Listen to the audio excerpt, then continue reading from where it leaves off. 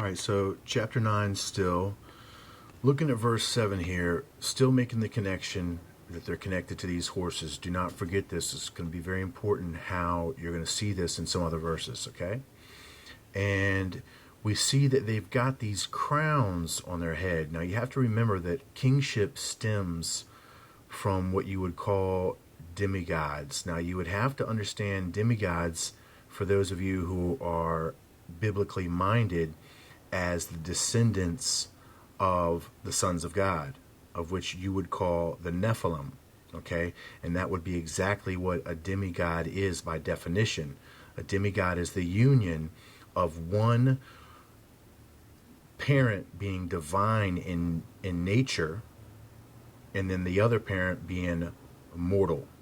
So that's what a demigod is, and that's exactly what you see in the relationship between the sons of God and the daughters of men. They create these mighty men, these men of old, these men of renown.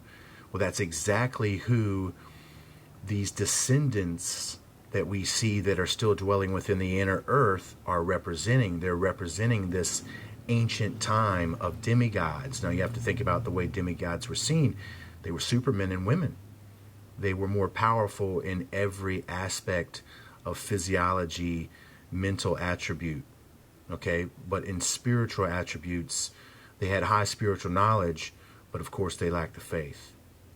So we can see I'm trying to connect this with these ancient crowns, with these ancient kings of these times of desolate and old. Okay, now we're going to look right here. Well, it says plainly for us too that the locusts have faces of men, and then it's going to tell us they got this hair, all right, which is going to be like the hair of women. Now, I want you to think about most of the pictures that you've seen of these Pleiadians, all right, and that they have got long hair. Now, that's just a little bit of an understanding there. We've got these teeth of lions. Teeth of lions is going to represent the word that comes out their mouth, that it is this gnashing, that it is this tearing word, okay, this destroying, predatory word.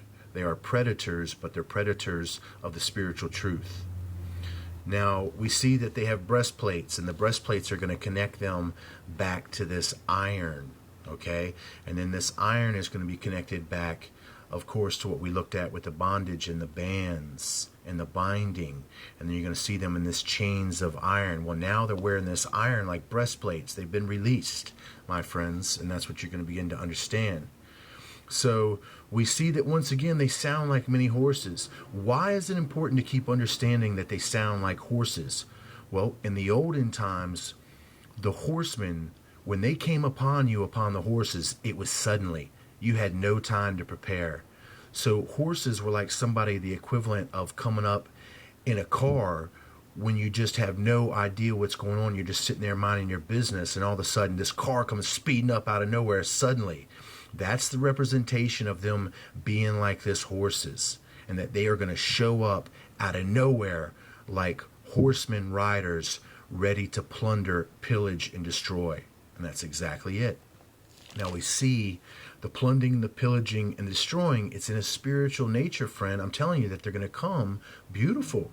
They're going to come elegant and eloquent. But all of that is under deception of what the true nature of their destroying doctrine is doing. The doctrine is monstrous, but their appearance is still in association with what you would think of as light beings. Not that these beings are going to be light beings themselves, but they are associated with the fallen light beings. So they are gaining their attributes of wisdom via this rising serpent, which we're going to clarify as Kundalini here shortly. Now, I'm not trying to upset for any of you who do study Kundalini or might quite possibly practice Kundalini, but I want you to understand that it has every connection to do with these men and these women that have been in the inner earth. It's how they make their connection to their God, which would be the Antichrist, which is represented as this rising serpent Kundalini, which goes by another name, which is called Leviathan. And we're going to very quickly and precisely give some very heavy credibility to that point of view right there. So get the facts straight about their identity, what they're looking like, and the association with the horses.